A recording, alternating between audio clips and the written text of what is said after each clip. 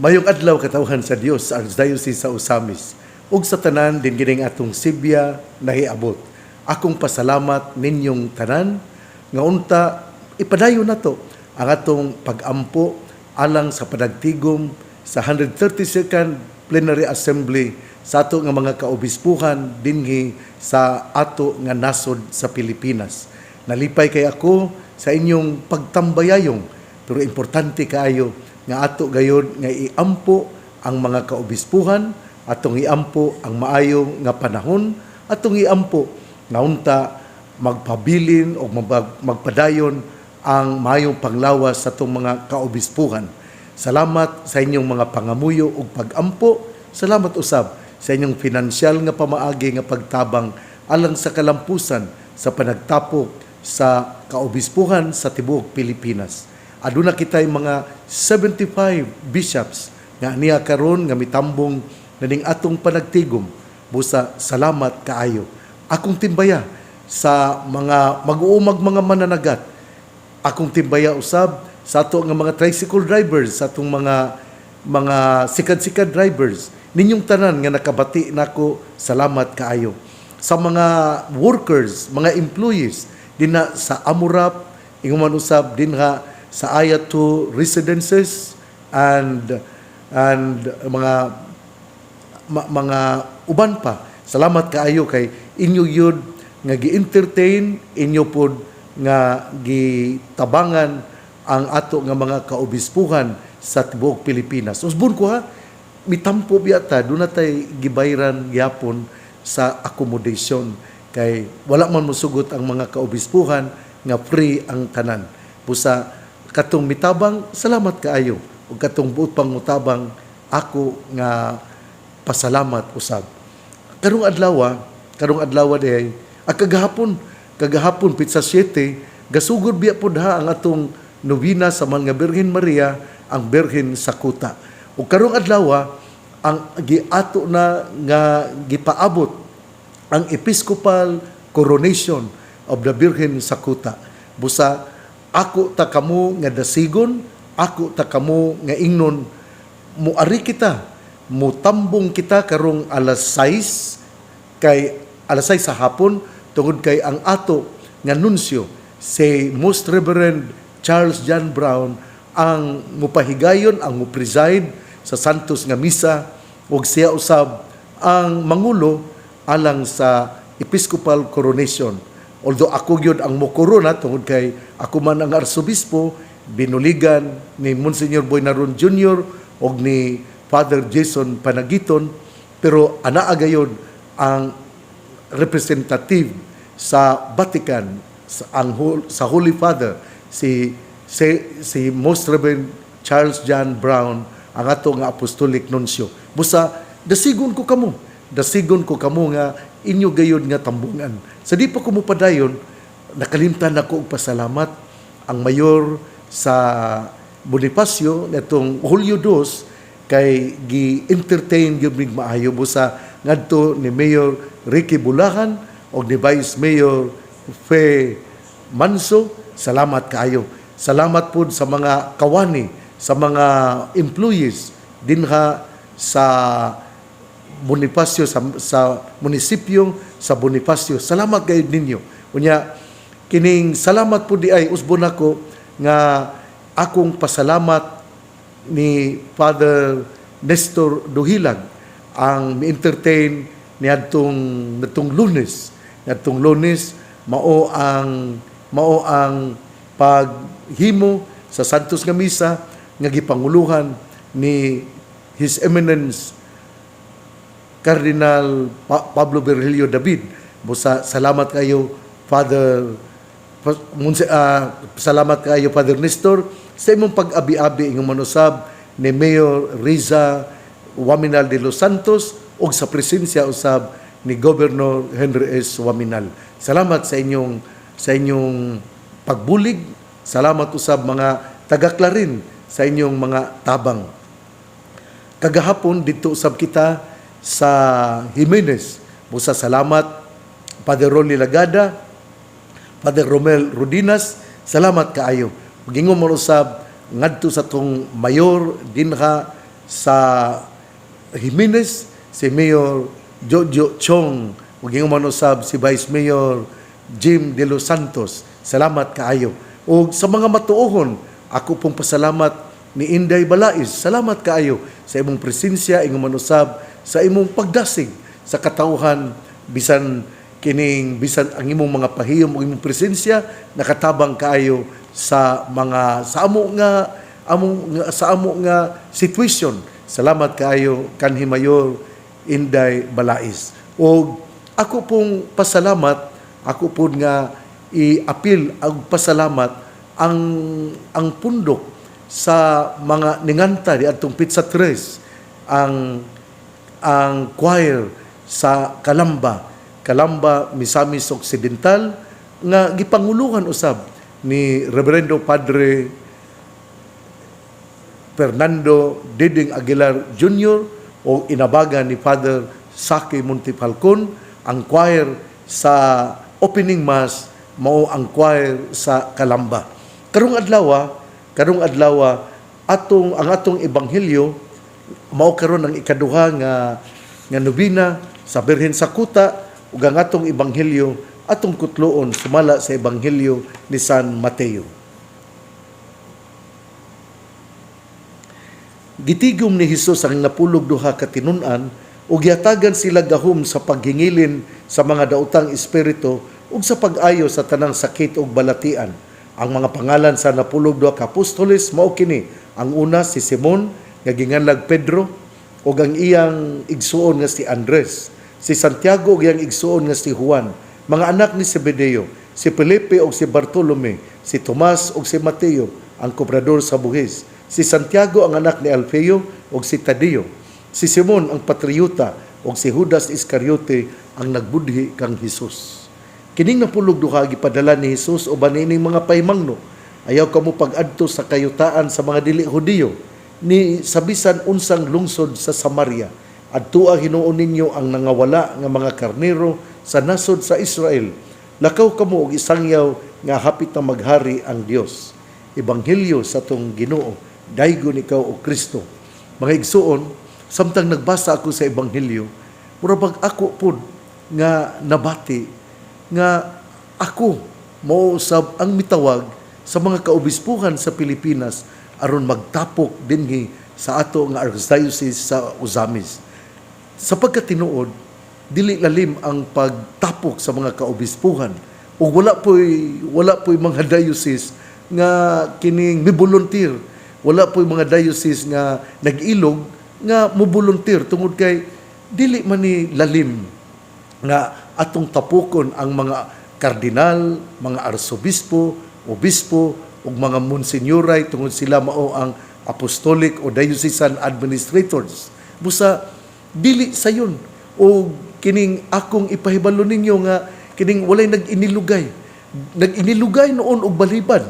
Nga mao man bitaw nga ako kining gidawa tungod kay ang do na may balibad nga dili usa nya didto ako nga murag ako pong nabati nga ika-75 katuig ang ato nga pagkalokal nga simbahan, angayan yun nga pasalamatan ang Ginoo ug angayan nga atong tapukon ang mga kaobispuhan sa Pilipinas aron atong ipahibalo nga kita bisan sa mga kalisod, bisan sa mga kaguol, bisan kung nagsusapinday kita sa mga pagpadayon sa atong pagbarog isip lokal nga simbahan, apan ako nga gipabati nga bisan paniining tanan mibarog mitindog kita tungod kay misalig kita sa Ginoo nga dili kita biyaan ug tungod niini ang ika-75 katuig usa ka pasalamat mao nga akong gidawat ang mao nga tahas aron tapukon ang mga kaobispuhan sa Pilipinas. Ako ning nasulti tungod kay ang atong ebanghelyo gudron, ang atong ebanghelyo karon gahisgot manggod nga si Hesus mitapok sa napulog duha ka tinun-an. O tungod niini murag ako pong na-relate nga naningkamot ang Archdiocese sa Uzamis nga mutapok sa mga kardinales, mutapok sa mga kaobispuhan, sa mga arsobispo o kaobispuhan aron mamahimo nga mamahimo ang ika-132 nga plenary assembly sa atong mga kaobispuhan dinhi sa Archdiocese sa Osamis. Salamat sa mga katawhan nga mitambayayong. Salamat sa atong local government unit nga gipanguluhan ni Governor Henry S. Waminal. Inguman usab sa atong Vice Gobernador, Vice Governor Weng Gutierrez. Salamat yung ko nila. Pasalamat ko sa mga board members. Pasalamat ko sa tanan nga mitabang kanako. Magunsa man kung wala mo. Magunsa naman aron atong mapakita ang atong pagkabuhi nga simbahan. To tell you frankly, the bishops, the cardinals are very appreciative of the opening mass and also of our visits in the different municipalities. Kaysa wala pa ang Pizza Tres, niadto naman mi sa Lupisay na. Doon na naman ko'y gidala nga mga mga sekretariat o ginguman usab mga obispo. Sa Pizza Dos, mihapit man kami dito sa Bonifacio, unya ningadto pud mi sa Don Victoriano, human ni agi usab kami dito sa Sapang Dalaga. Unya ni nakaadto pud mi dito di ay sa kining dito sa Plaridel niadtong Pizza Ono. Muna daghan kaayo ang atong naadtuan, daghan kaayo ang nabisitahan sa atong mga obispo o ako gining pirming ibalik-balik nga ang pagbisita sa usa ka tawo nga balaan, ang pagbisita nagdala gayud kini og panalangin. O gani ang atong mga simbahan nga pag-adtuan, pagamisahan sa atong mga obispo, nanindot man ang katedral, nanindot ang ato nga sa Tanggob, nanindot na pod ang dinha sa Santa Teresita sa Batang Hesus, nanindot usab, dinha usab sa Clarin, nanindot usab. Daghan ang nahitabo tungod sa pagbisita sa mga kaobispuhan o kini ang milagro para alang kanako mao ang pagtambayayungay, pagtinabangay o ang kasing-kasing nga andam nga magpasakit, andam ba nga mo sakripisyo tungod og alang sa atong pagtuo. Muna nga nindot yun kaayo ang panagtapok ang pagbisita sa atong mga kaobispuhan. Ako ning hisgutan nga gitigom ni Hesus, ato pod nga gitigom ang atong mga obispo dinhi sa Archdiocese sa Osamis ang pagbisita kanila. Mipadayon ang ato nga ebanghelyo nga gihinganlan ang napulog duha ka apostoles. Primero, ako naman po ning nasulti, pero for the sake of catechesis, sa diha nga ikaw musunod sa tong Ginoo, ikaw gitawag og disipulo. Apan sa diha nga ang Ginoo mipili og 12 ka mga tawo gikan sa mga disipulo, sila gitawag na og kining apostoles. Ang apostoles mao di ang gisangunan sa responsibilidad nga ilang isangyaw ug ila nga ipadayon ang mga gimbuhaton sa usa nga gibuhat ni Hesus. Mao na nga sila gitawag og mga kining the fullness of priesthood, kay mauman sila ang gihatagan, gisangunan, ang gihatagan sa yugo sa responsibilidad aron mamoy mangulo alang sa tagsa-tagsa kasimbahan. O atong hinumduman nga ang ato nga pagpangalan ang mga kaobispuhan, kini gapakita nga kining ang mga kaobispuhan gitawag nga mamahimo nga collaborators, mao ang mutual supporters, mga matinabangon nga mualagad aron mapadayon ang pagtuong Katoliko Romano. Nindot kaino kana bang here we learn the values of self-giving, the collaboration, mutual support, generosity. Indeed, there is always a possibility of being an apostle for our times. Kini lain na pud nga aspect. Ang atong gisgutan mao ang mga apostoles nahimo sila nga mga tao nga collaborators ni sa atong Ginoo, kay sila man ang gisangunan sa responsibilidad. Nindot kay kini nga pagtulunan nga atong na katunan tungod kay ang mao nga pagpili, mao man ang pangandoy, the desire to establish a close relationship with us. Sa diha nga ang atong Ginoo mipili sa 12 ka apostoles, gusto yun sa atong Ginoo nga adunay sama kanato nga mubati aron ang gingharian sa Dios masinati gayud sa katawhan tungod kay ang mga apostoles tao man, ang atong Ginoo tao, pero lahi gyud kun kining tao gyud nga kining nakaambit pod sa nakasinati pod sa atong pagkatao. Ang atong Ginoo matuod nga tao ug matuod nga Dios. Pero kining lahi gyud kun ang usa ka tawo nga maunay mutabang aron ang iyang isig ka tawo mahaadto ngadto sa langit. Kanabang ang obispo god gikinahanglan man gud nga mobati og mosinati sa iyang mga kaparian, sa iyang mga madre, sa iyang mga collaborators nga dili siya condemning. Kanabang sabi binisaya Manuel sa condemn, dili siya muhusga, dili siya mohimo og hukom nga makadaot nga dili na hinuon madala ngadto sa gingharian sa Dios.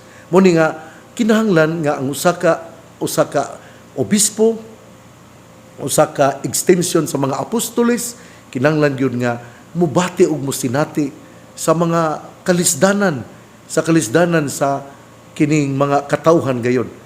Ang atong Ginoo mibati usab sa kalisod, sa kapait, pero siya di man gud nimo pod malaksi nga siya matuod nga Dios ug matuod nga tawo.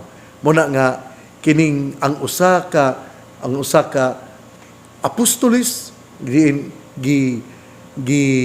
gihatag usab sa kaobispuhan, gikinahanglan nga siya mubati to establish close relationship. He sees us as more than just co-workers. We are friends and companions in His vast field of work. May we turn to God and recognize Him as friend as well. Nga ang usa ka obispo mubati og moila nga ang iya ding mga kaparian nga maoy muadto gayud sa mga peripheries ako naman ang gisulti nga ngadto sa mga ihilit og lisod nga mga lugar diin adtuan gayud sa atong mga kaparian.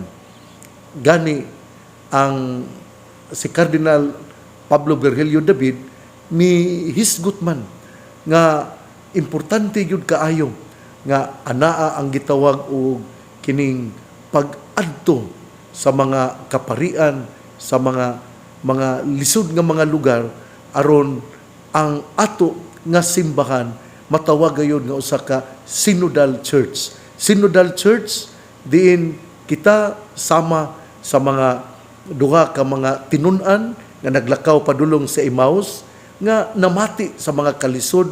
Ang atong Ginoo miuban kanila nga namati sa mga kalisod kaguol apan ato sab kining dad-on ang atong mga kalisod ug kaguol dinha sa pagpikas-pikas sa pan nga mao ang Eucharistia. Mao na nga nindot kaayo nga ang atong ebanghelyo karon gahisgot bahin sa pagpili sa mga napulog duha ka mga apostoles diin sila mamahimo nga mga muadto gipadala aron sila ang mupahimangno nga hapit na maghari ang Dios. Kung ang punto gayud dinhi mao nga ato gayud nga kining hinulsulan ang ato nga mga kasaypanan. Sa ato pa di ay ang mga apostoles gipadala aron musangyaw sa mayong balita nga hapit na ang gingarian sa Dios ug kinahanglan nga kita maginulsol sa ato nga mga kasaypanan, nga atong biyaan ang atong pagka makasasala. Importante man ni gyud kaayo kay wa unta kibalo kanusa ta kuhaon sa Ginoo o ang atong pagpuyo karon atong hinumduman nga kini usa ka gasa ug tungod kay gasa wa ta kay balo kanusa kini kutluon ang atong kinabuhi. Mintras buhi pa kita, kinahanglan nga kita maginulsol sa atong mga kasaypanan. Unsa may gisulti dinhi sa di Anawim, we see in the gospel that Jesus calls His apostles to share in His own mission in the world. This is a further lesson for us. He calls us to come to Him not only so that we ourselves can be healed and restored, but so that we can in turn bring that same healing and restoration to our brothers and sisters. Muna akong gisulti nga gitawag ang mga obispo unya iya pod kining iya pod nga gipaambit ang iya nga gasa nga nadawat pinaagi sa mga pari aron mahibalik aron iuli og banhaon ang ang kinabuhi nga Kristohanon aron sila mamahimong lig-on sa kinabuhi uban sa grasya sa Dios. Healing, to bring healing and restoration to our brothers and sisters. This is how the kingdom of heaven spreads. We come to Jesus and allow Him to bring us into His kingdom, and He empowers us to go out and bring others to Him. He gives His followers authority to drive out unclean spirits. In our everyday lives, we can understand this to mean that we have His authority to drive out the deception of the enemy wherever we encounter them. First of all, from our own hearts, and then from the situations in which He places us from day to day. Sa ito gidi ay, ato gidi ay nga obligasyon, nga ato gidi ay nga hayagan ang panguna-una sa atong isig katao. Ato gidi ay nga responsibilidad nga mamahimo kita nga iwag og suga sa mga tao nga wala magpuyo sa kahayag. Hinoon, dili ta magpasigarbo, pero atong paningkamutan nga pinaagi sa atong kinabuhi, atong masangyaw nga kita gadala sa kahayag ni Kristo. Kay action speaks louder than words man. Nga, di lang ta manghambog, pero ato yung paningkamutan nga atong mapuy-an ang pagdala sa values of the kingdom aron daghan ang maayo ug daghan ang madala pag-usab ngadto sa tiilan sa atong Ginoo. Usbon ko si Jesus mitigom sa napulog duha nga iyang ginganlag apostoles ug unya gikan kini sila sa mga tinun-an unya ang gipili nga 12 gitawag og apostoles ug iyang gihinganlan ang mga 12 ka apostoles aron sila mamahimong collaborators, aron sila mamahimong mupuyo, muhimo sa mga sakripisyo, apan sa ilang pagsakripisyo, ilang puy-an ang hiyas sa gingharian, the values of the kingdom, ug sila mamahimo nga salamin sa pagkamatinabangon, sila mamahimong salamin sa pagka maayo nga mga sumusunod sa atong Ginoo. Usbon ko, sila nagwali tungod kay kita miila nga ang kinabuhi gasa. Sanglit usa kini kagasa, moabot ang panahon nga wala ta kahibalo kanusa kuhaon pag-usab ang gasa nga mao ang ato nga kinabuhi kutluon o kita mamatay. Samtang buhi pa kita, atong hinulsulan ang atong pagkamakasasala. Atong paningkamutan, atong talikdan ang mga dautan. Sayon ba kini? Dili, lisod. Apan kada adlaw atong paningkamutan nga atong mapuy-an ang kahayag ni Hesus. Ug sanglit kung ikaw nagpuyo sa kahayag ni Hesus, nahimo na usab ikaw nga nagdala sa hiyas sa gingharian nga maoy gipangandoy sa tong Ginoo tungod kay ikaw mao naman hinuon ang magsasangyaw sa maayong balita. igsuon ang maayong balita nga maong pulong ni Hesus, ang ayang pamation, pamalandungan ug paningkamutan nga mapuy-an. Bulahan ang tawo nga namati sa pulong sa Ginoo, sama sa kahoy nga gitanom, daplin sa usa ka sapa, kansang dahon dili gayud malaya. Tempo sa timbunga siya mamunga. Igsuon, ugma na usab. Ako ding pasalamat ha, nga kagahapon, Pizza 7, mao ang unang adlaw sa nobina sa Birhen sa Kuta. Moadto kita sa Birhen sa Kuta kung doon na kita'y panahon. O kung dili kita makaadto sa panagtapog sa kaobispuhan ngadto sa Jimenez, ngadto o ingon na usab sa kining sa Pizza 8, ari bali kita sa katedral. O sa Pizza 7 kagahapon ang mga kaobispuhan misaka dito sa Huyuhoy. Kunya mihimo usa og mga pag-ampog pangamuyo dinha sa Birhen sa Kuta. Muna nga ako po di ay nga pasalamatan kadtong mga tao nga anaa mitambong usab mi abi-abi sa atong mga kaobispuhan. Salamat kaayo. Ang pangaliya sa mahal nga Birhen Maria nga gisangpit sa mga misamisnon nga Birhen sa Kuta, ang Ginoo magapanalangin kanatong tanan, Amahan, Anak ug Espiritu Santo. Amen. Ugma di ay, sa di pa kumutalikod, ugma adto ang mga kaobispuhan sa Pilipinas sa Oroqueta. Busa ngadto Pizza 9, ngadto ni Monsignor Boy Naron Jr., uban ni Father Danny Rodinas, o salamat usab sa ato nga mayor, si Mayor Merrick Lemuel Acosta, uban sa Vice Mayor nga si Honorable JJ Almonte, ug sa mga konsehalis sa ato nga dakbayan dinha sa Oroqueta City. Busa salamat kayo Mayor o katong taga Oroqueta, kinaot nga mutimbaya o muabi-abi kita sa atong mga kaobispuhan, o salamat sa inyong unya, salamat di ay sa inyo unya nga pag-abi-abi sa ato nga mga kaobispuhan sa Pilipinas. O sa Pizza 10 ana ang misa sa Amurap. Pero lisod tingali, dili man tingali pasudlon ang kuan kay kuan, pero salamat ato lang iampo ang kalampusan gayud sa kining kalampusan sa panagtapog sa kaobispuhan. Ang misa alas 11 sa udto dina sa Amurap, unya ang muhimo sa maong misa mao si Arsobispo Sok Villegas sa Pizza 10. Padayon kita nga mag-ampo.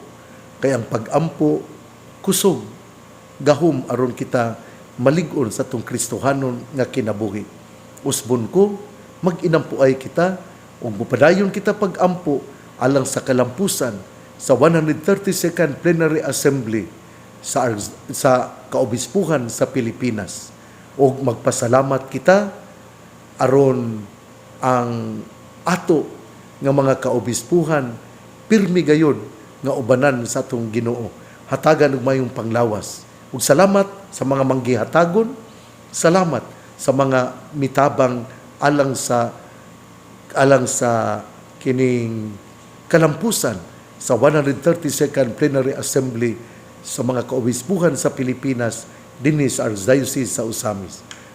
Pag-ampo kay mao kini ang kusog aron kita upadayon sa tong paglawig padulong sa iyang gingharian. God bless.